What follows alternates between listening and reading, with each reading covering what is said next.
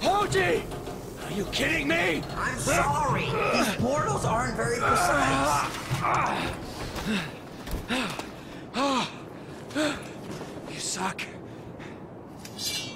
Do you enjoy dropping me like that? Just trying to land you in the air. It beats materializing a couple feet underground. Your logic is sound. Thank you. And welcome back to Shadow Warrior. I'm still annihilated, and I'm afraid I misled you a bit the last time. This is not the worst level in the game, it's the second worst. This level and the next one kind of meld and mix in my mind, forming this haze of green and shit. But there'll be plenty of time to talk about that. We actually just offed a new kind of harridan, but I'm gonna put off talking about them until we actually see them in action, on account of the fact that they don't really do anything on their own. Meanwhile, our final upgrade for the flux power, Koi Snare, increases the time it disables enemies to a respectable 6 seconds. This will become massively important in the final couple of levels where herding enemies is a priority. I suggest you take a good look at the environment and enjoy the winter wonderland with Chateau Zilla looming in the background while it lasts. Spoilers, it won't last. The third act is kind of schizophrenic visual design-wise on the whole. I think Zilla might be in trouble. He's the one that kidnapped the Whisperer. Okay, so here's our proper introduction to the arranged harridan. I'm honestly not sure what their name is. I mean, the regular harridans are officially named warpers, but these guys don't warp. They turn invisible and run around. Then they pop up and start waving their hats in order to fire what I'm assuming to be explosive dandruff in Wang's general direction. We have them paired with shield jerks here, and we'll see them in various combinations by now, because the main idea with them is that they are essentially harmless on their own. Their projectiles are slow, they don't home in, and they don't do that much damage. They, however, annoy the shit out of the player. They're essentially fighting a war of attrition with the player, and the main issue is they are actually pretty well equipped to do it, because they are pretty hard to kill, and they tend to run at the slightest provocation. This means that in order to hunt them down, the player needs to fully focus on them, fully concentrate, which in turn means you usually won't do it until all the other enemies are dead. And that in turn means they'll have plenty of time to dandruff you to death. Now shield jerks do essentially the same thing, which makes them a match made in heaven, because it turns even a relatively small fight, this arena has about 10 enemies in total, into a fairly long and annoying affair. Better luck in your next incarnation. Now, in order to breach the outer perimeter of Zell's compound, we need to find a keycard. Thankfully, there's one conveniently lying right here on this mangled corpse. Don't tell anyone, but it's actually pretty easy to miss. I should know. You think he'll be happy to see you? I think we'll be lucky if we... or I don't get incinerated. And welcome to the real setting of the rest of this level, fucking tunnels. Not this shit again. Okay, so it's not all tunnels, but this is the part you'll be spending most time in, especially if you happen to be a poor sap like me and want to get all the secrets.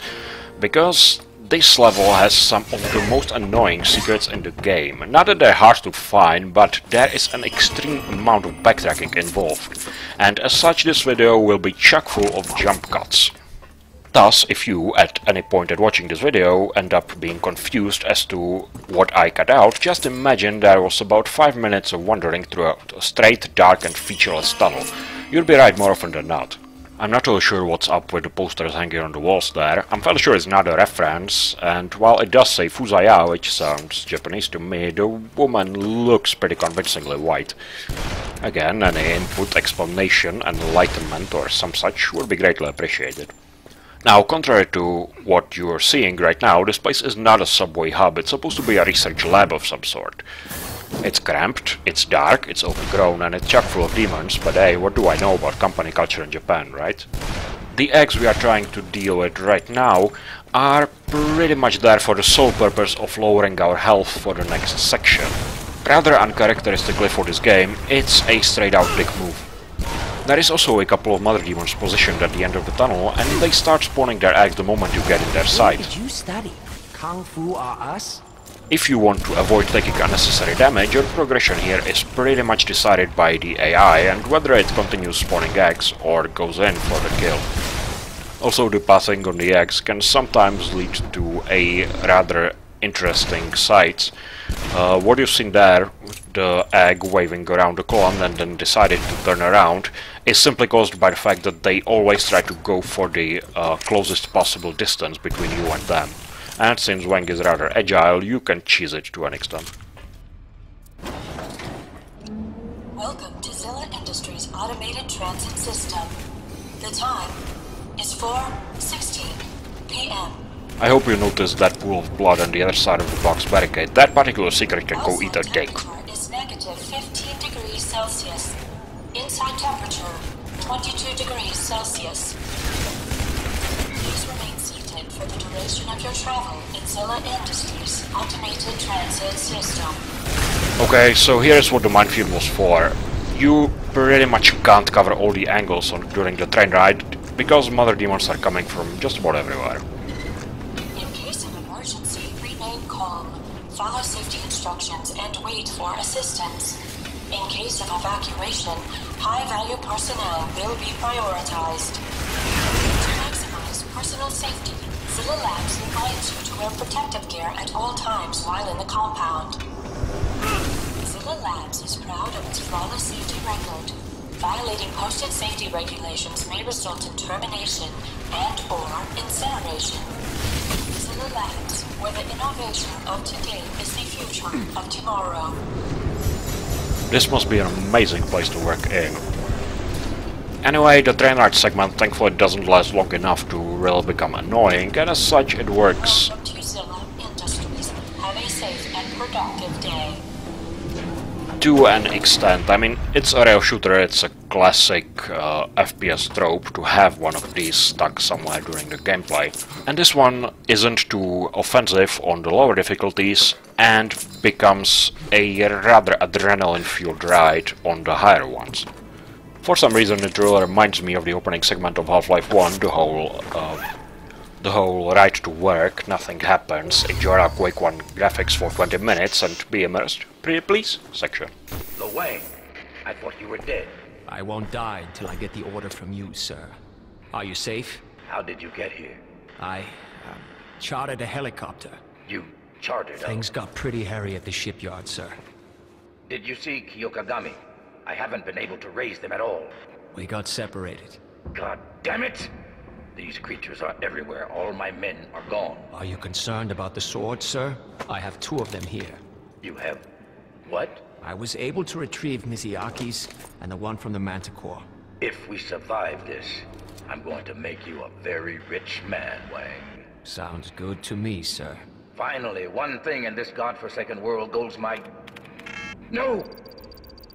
It's gone into quarantine. Find someone with override clearance. Yes, sir. That went better than expected. Some of us have learned not to burn bridges. My family may be volatile, but Wang and Zilla continue to confuse the shit out of me. So Wang is lying to Zilla, he's going to take him down, on the other hand he's, I don't know, sucking up to him. Why? Does he want to get closer, or does he still work for Zilla? Does he try to fix it? Does he want the swords for himself? I don't fucking know. I mean, the previous act should have made it clear that we are pretty much in open war against this guy, but here's Wang all subservient, and he even remarks it to Hoji, so there's no reason to lie to him, is there? Anyway, this was probably the biggest jump cut of the level, because I had to go all the way back to the beginning of the train ride to collect that blood pool. That turret is actually pretty close to where we got off. Speaking of the turrets, this is actually more or less a puzzle turret section. Yes, those exist. Now, the thing about the Zilla Industries mounted Gatling gun is that it's shielded, which means we can ignore just about everything flying our way, and all we need to focus on are the mother demons. We are still somewhat more vulnerable from the sides and the back, which means a lot can be achieved by actually turning the turret around. I've said it before, I'll say it again, and I'll probably keep saying it until the end of the game, but the turret sections in Shadow Warrior 2013 are really well thought out. Aside from little design things like the enemy setup here, I think it's mostly because the gun just feels so powerful and satisfying to use. Flying Wildhog really managed to nail the whole visceral satisfaction that should come from an arcade FPS like this here, and the turret sections greatly benefit from this. In just about any other FPS game I encountered, turret sections are a chore. They're something you have to do and then you pass it on and go back to regular gameplay. But here, you're feeling fucking privileged you get to use the thing. Now around here there's going to be another jump cut, so I feel I should kind of explain my scavenging policy here, because the rules changed a bit once we got the rocket launcher. I probably already mentioned that we can buy ammo whenever we want, as long as we have the money. The problem is, this is kind of an expensive option. Science in action. Lovely. Now, rocket launcher ammo is kind of special in that it's ridiculously expensive. It costs 250 per shot. That is one rocket, not a clip of 3. If you are paying attention, you probably noticed that a normal money pickup gives around 20 gold, whereas a secret gives around 80. While this is on a higher difficulty, from this point in the game, you're probably going to spend most of your money just buying rockets. For this playthrough, I don't really need them to progress, however they do make certain fights a lot faster. Case in point, this one has 3 Warlords. I believe this is the first time the game actually throws this amount of them at us. But if you needed any confirmation that the third act is where the gloves come off, well, here it is. It honestly sounds and looks scarier than it is. Warlords on their own are not particularly threatening as long as you get rid of the shield jerks fast enough. However, they do take a while to kill, and I'm trying to keep these videos at a somewhat reasonable length. Especially since I kinda doubt anyone will be willing to listen to me for 40 minutes.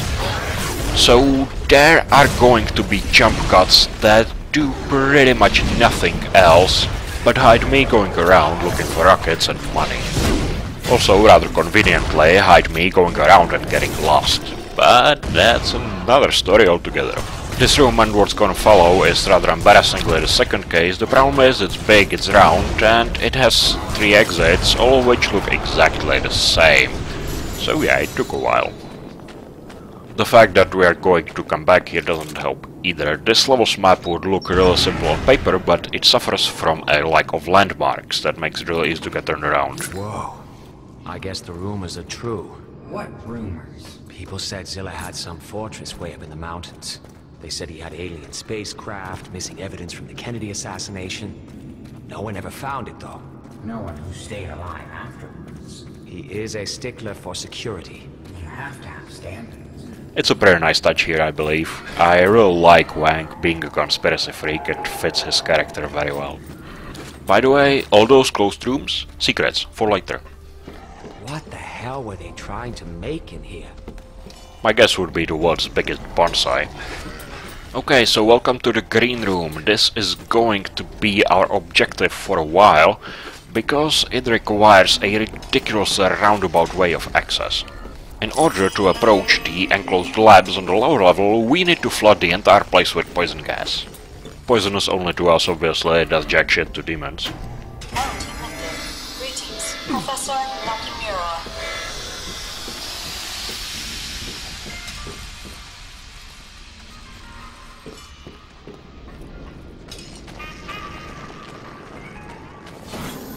I really hope the past few seconds of silence are going to come out in the final video, because what you just experienced was Zilla Enterprises' brand of elevator music. After all the time I spent in this level, I fucking hate it, because it plays in a couple of rooms where there's a lot of loot, and it takes some effort to find. I'd also like to take this opportunity to once again thank the thread for making me rediscover the flamethrower. Also take note of the slope we are fighting on. This fight should come with a huge do not dash backwards sign.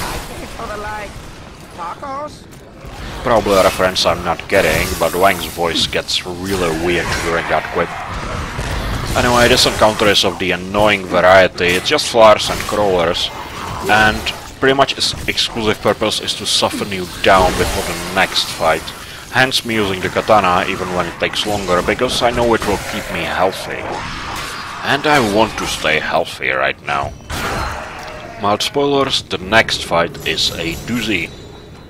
Also, the drop we're now required to make, unless you know about the ninja roll, which, let's be honest, you probably do considering how long the loading screens are, is otherwise mandatory falling damage. Bit of a dick move there. This could come in handy. And the gas mask. I probably don't mind it as much as I should, considering removing part of your vision in the next fight in particular is a dick move par excellence. But that's purely subjective, because I'm probably the only living fan of a game called Necrovision, which has gas masks that are oh so much worse. For everyone else, this is a stupid idea. And here come the telltale roars and smashes. We fought a Berserker before and it was kind of amusing. That was because it was alone. So how about a pair? Tag teams of two Berserkers are probably the most dangerous thing the game can throw at you, especially when they throw in some escort. They charge and hit at different times, so they minimize the opportunities you have to hit one. They do a shit ton of damage, and they tend to cover each other's backs. I was experimenting here with the demon head, because it normally pierces shields and stuff, but no, it doesn't work. Now, what you want to do when you face a pair of Berserkers? First, kill everything else in the room. It's kind of a hard choice, but when all is said and done, Berserkers are much harder to kill than just about anything else. They can, however, be evaded, especially if you manage to lure them into their smack attack. As I already mentioned, their charge is kind of weird in that it's not very fast, however they retain a huge degree of control. As a matter of fact, they can pretty much turn on a dime. This means that the rather obvious tactic of making them run into walls is a rather risky endeavor, because you literally need to dodge at the last second. Now, there is one way to cheese a Berserker, and I'm showing it off here. It's called Wing of Crane, because that, unlike the Demon Head Pierce, goes literally through everything, including the Berserker, so it will pretty much always hit his back, even when going through the front. Now that has another downside, and that's mostly its really low damage. A Crane Shockwave normally does not even kill an enraged crawler, so imagine how many of them would take it to down a hulking monstrosity like this. This is why I'm ultimately still going with the fighters and trying to bait them into doing their slams. Also, once you manage to down one of the Berserkers, the fight becomes easier. Another kind of interesting detail here that takes up vital importance on higher difficulties is that their slam actually hits the whole area around them, including behind. Smells like baby farts in here. In order to avoid it, you actually need to jump. The thing is, you can either jump to avoid it, or jump to hit the Berserker. You can theoretically do both, but it requires way better timing than I have. So yes, I was getting hit by the slimes repeatedly, and I will keep on doing so. Anyway, the switch we threw opened up just about every door in the compound, which means a lot of secrets and loot are open to us now. Of course, with the added bonus of not being able to see shit because of green clouds everywhere. You need to find the professor. So this section is a little example of what I cut out for the rest of the level. Enjoy! Well, and then there's a little hope that this LP should still allow most of the players to locate at least most of the secrets. Although why would you want to do it here is beyond me. Anyway, we are heading back into the green room, and if you remember, there are enemies behind the glass everywhere, so now they're in the corridor. And they honestly look kinda lost.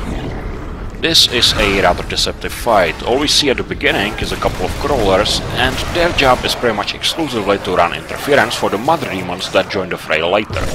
You'd have to be a total idiot to fall for it. Good night. Which obviously means that I did, and we get to see what I believe is our first instance of Drained Soul. Okay, so how this works. The moment you see Drained Soul, switch to your most powerful close-ranged weapon and blast away. Actually, even the rocket launcher isn't a bad idea, because you're technically invulnerable while at it. You should have not used the katana, because you cannot move. Anyway, what really happened here was that I stopped paying attention and two mother demons managed to sneak up on me. As I said, they are really dangerous when they come from your blind spots. And that's what they are going to be trying to do in pretty much every instance we encounter them from now on. Usually using crawlers or shield jerks as a literal meat shield. And back to the sweet, sweet tunes of the elevator music. This room is a death trap. It's another minefield with pretty much exclusively mothers. However, the room is big, there's a lot of spots they can hide around, and they kind of blend in. You know, green demons, green shit-colored clouds. Well, I guess they're only shit-colored if you are a goose, but whatever. The thing is, you're left to wander around, listen to the music, hear the occasional grunting of the mother demons, and just know that there's one of those fuckers somewhere where you didn't bother to check, and it's too busy spawning gags and throwing them at you from various angles. There's a small mercy in the fact that they occasionally blow up pretty much on their own, but still. It would be a very atmospheric fight if it wasn't such a pain in the ass. Also, if the atmosphere was a bit more suspenseful and the mothers looked a bit scarier, but yeah, aliens, this ain't. It's another example of a situation that turns from busy work on the lower difficulties to a complete death trap on the higher. Actually, we have time, so let's talk about it now. There are 3 enemies that are most affected by the difficulty changes. The first one is flyers, which we talked about during Act 2. The second one is mothers, because their damage skyrockets, and the third one is berserkers, because the same holds true for their health. Any situation in which any of those 3 is involved is a fight that can go drastically differently depending on your difficulty settings, your choice of weapons, and ultimately your luck. The luck part is important, especially with flyers and mother demons, because they have suicide attacks. With berserkers you're pretty much fucked no matter what. Speaking of luck, the perk I'm going for here is Soul Seeker, which makes the healing spirits spawn 20% more often. I haven't really used it before, but I figure it can't hurt things, right? Yeah, don't go near the glass, it sometimes explodes of its own accord. No, I don't know why. Professor Nakamura, I presume. You could come in handy. There you go. I knew you'd get ahead in this business one day. If we survive this, I'm sending you out on the road. They'll love you in Saskatoon. They're comedy town. Again, no idea what's going on here.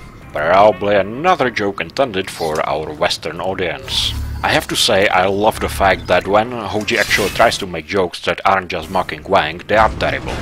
Now that's what I call using your head. The only thing worse than a friend who tells bad jokes is a friend who tells bad jokes inside your head. Did you just say we were friends?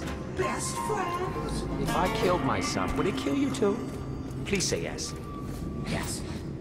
You're lying, aren't you? Yes. Again, it really tells us something about their respective characters. And in particular, the last exchange, Hoji's delivery of the yes line pretty much never fails to bring a smile on my face. Look, I'm not embarrassed to admit it. I do enjoy a terrible joke. Anyhow, we got the head, which was pretty much the entire purpose of the level. So now we just have to go back to the tram station to use it. Now we can't exactly backtrack, and there's one more wing of the labs we have to pass. So say hello to the white room. It's structured exactly like the green room, except the overgrown bonsai in the middle is of a different color. And it has its own dick move, something I like to call Relentless Assault. It spawns enemies rather slowly, in groups of 2 or 3, but it spawns them all over the place, and among them are mothers. Staying still anywhere in this place is more or less suicidal. You pretty much want to be on the run constantly, ideally making circles. The idea is to give the enemies time enough to group up and be dispatched in an efficient fashion. If you have leveled up your shockwave power, it comes in amazingly handy here. Flux doesn't, because it takes a while, and during the animation it's all too easy to get hit by a stray egg. And those come in a veritable barrage here. The biggest issue with the strategy I'm employing here is that mothers simply don't always feel compelled to go after you. They are often perfectly happy to stay in one spot and just pelt you with eggs. It's almost like being at the high school theater club again. Well, at least there's no tomatoes this time. And these mothers look rather less vicious. Anyway, it's definitely not a bad idea to intersperse this fight with looting and stealing everything that isn't bolted down and on fire. There's actually even one secret in this room.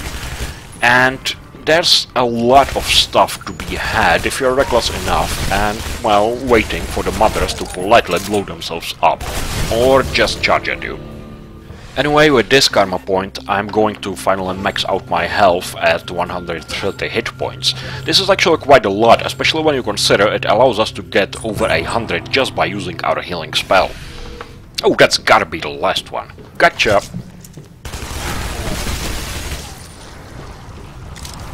What the... Yep, turned out that the last enemy in the room was literally a rotten egg. Take that, metaphors. Now, from here we can actually proceed to the complex we pretty much started at, with the train and the turret and all that jazz. On one side, that means we can get rid of the gas mask. On the other, it means we have to put up with another set of locked doors that don't open unless we kill everything in vicinity. And we get another dance with the ranged version of harridans. How about you throw down a little seppuku action and save us both some time? I mentioned in the thread that I recently bought the original Shadow Warrior at the Steam version, and that it came as a shock to me of just how faithful this game is to the source material in its details. And here's a pretty good example of it. The ranged harridans and their hit-and-run tactics are pretty much a literal transplant of an enemy from the original game. Back in 1997, a much older and much more offensive Lo Wang had to fight against ghosts that spawned from killing certain enemies in certain ways, and what they did was pop up, fire 2 or 3 bullets at Wang, and then disappear and pop up from a different angle.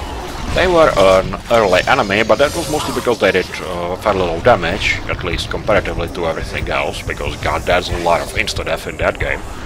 But the ammo was literally the same.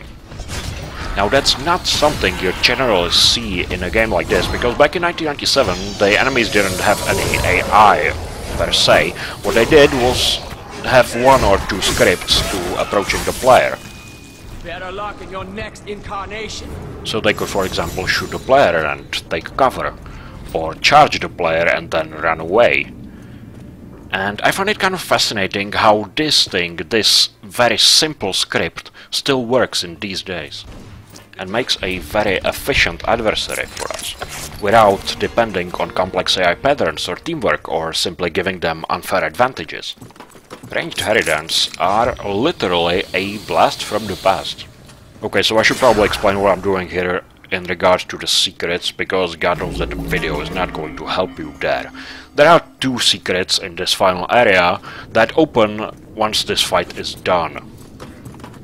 They are behind the doors, helpfully labeled Lounge and Generator. Now the Lounge is helpfully situated near where you fight the Warlord, however the Generator is a long way off. It's a way you have to go eventually anyway, because it's backtracking toward the security station where we need to use the head, but it's really easy to miss, and what I cut out here was about 6 minutes of just wandering around like an idiot and getting turned and round and round and round. And that's after 4 practice runs. I really hope this works.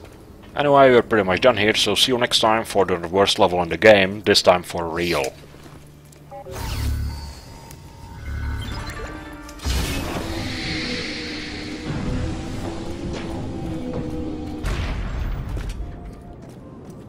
I've been Annihilated, and goodbye!